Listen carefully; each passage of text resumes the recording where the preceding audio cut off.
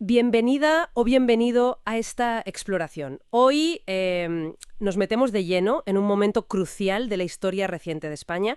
Vamos a ver esos primeros pasos, un poco turbulentos, de la transición a la democracia, justo después de la muerte de Franco. Efectivamente. Tenemos aquí varios apuntes, resúmenes, centrados sobre todo en el periodo 1975-1977. Y la idea, nuestra misión hoy, es un poco desgranar cómo se pudo desmontar un régimen autoritario, Ujú. desde dentro, Desde sus propias estructuras, y sí. cómo se llegó a un consenso casi inesperado en medio de una crisis tremenda, ¿no? Económica, social. Vamos a ello. Exacto. Vamos a ver esas reformas políticas clave, ¿eh? Las que abrieron la puerta. Y también las primeras elecciones democráticas en más de 40 años, Y los pactos de la Moncloa, que claro. fueron fundamentales. Un periodo muy corto, apenas 2 años, pero con una densidad histórica tremenda. Decisivo. Pues empecemos por el principio. Noviembre de 1975. Muere Franco y el país se encuentra, pues, en una encrucijada. Por un lado, una crisis económica mundial. La del petróleo del 73, que nos golpeó fuerte. Eso es. Y por otro, una sociedad que pedía ya, cada vez más abiertamente, libertades, democracia. Sí, la presión interna era enorme. El objetivo para muchos estaba claro. Había que transformar el régimen en una democracia parlamentaria, vamos. El cómo era la gran pregunta. Y aquí entra una pieza, yo creo que fundamental. La Ley para la Reforma Política, la de 1976. La impulsada por Adolfo Suárez, ¿sí? Y lo que es fascinante, y a veces se olvida, es cómo se aprobó. A ver. Que la votaron a favor las Cortes franquistas, el propio Parlamento del régimen, Sí, sí. y luego el referéndum. Y luego un 94% de síes en referéndum. O sea, la ley usó las reglas del juego. Para cargarse las leyes fundamentales del franquismo, sus pilares. Exacto. Fue una maniobra de una audacia política increíble. Y arriesgada, muy arriesgada. Claro, porque esta ley creaba ya un Congreso y un Senado elegidos por sufragio universal directo. Ponía las bases. Pero imagino las tensiones. Enormes. Por un lado los inmovilistas, el búnker. No, los que se resistían a cualquier cambio. Los sectores más duros. Y por otro lado la oposición democrática, que venía de la clandestinidad y que desconfiaba. Muchos querían una ruptura total. No una reforma pactada desde el poder. Exacto. Veían esto como algo, insuficiente o incluso una trampa. Y llegamos a 1977. Menudo año. Vertiginoso. Pasó de todo. Una cascada de acontecimientos. Se legalizan la mayoría de partidos políticos y aquí uno de los momentos más tensos, ¿no? Sin duda.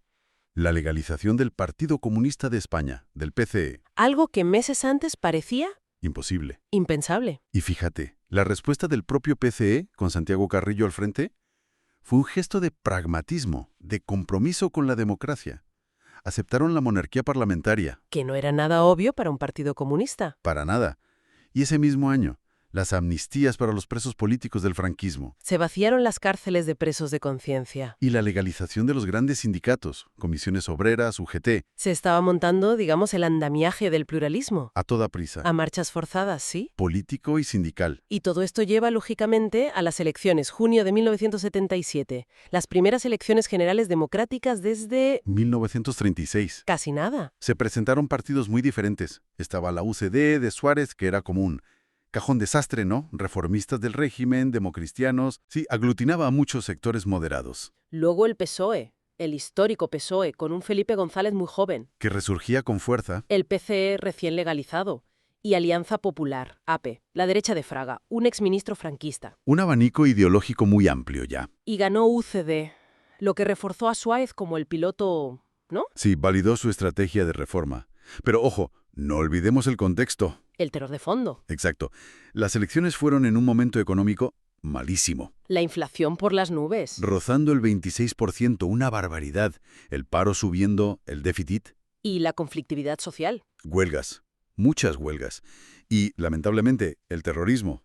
ETA matando y también los Grapo. Un clima muy, muy tenso. Muy complicado.